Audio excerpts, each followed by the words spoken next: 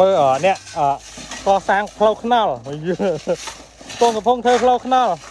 โอ้นอนสะอาดอ่ะโอ้มาเตะเพียบไปอยู่โอ้สะอาดอ่ะยังมีสมาชิกพรามเนี่ยนี่เจดีวินเนี่ยห้องติ๊กติ๊กเนี่ยราเอฟไอ้นี่อากองจะมาล้านนะคืนนี้สวัสดีจ้าจับดาวไปเนี่ย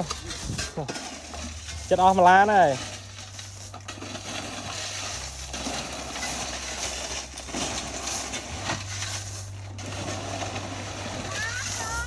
โอ้โปรหงเอาวิการกำราเยอะกำราแมนปัวยายทอยคราวติ่งเนี่ยกาวสร้างเขาจังครบใบตีจังยึดมัดโอ้ยบาดหมดเลยมาห้องให้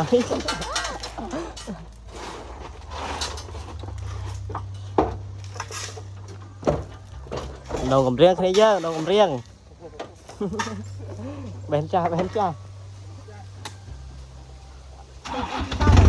จุดที่ดอกปัง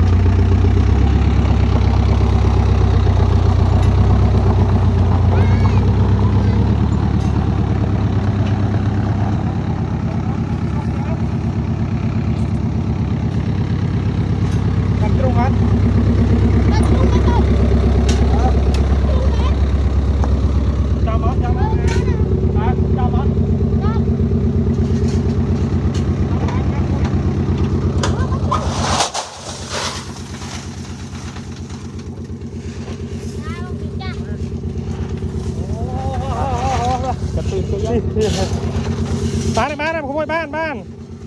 ไอ้ปูปะไทยมาหน่อยนี่บ้านกันปลาแมนปูย้ายมาในกายมันมีที่เดียวจับตรงนี้พี่จับตรงนี้อะไรทอดเตี้ยอ่ะใช่มองอีกจักมองสบาย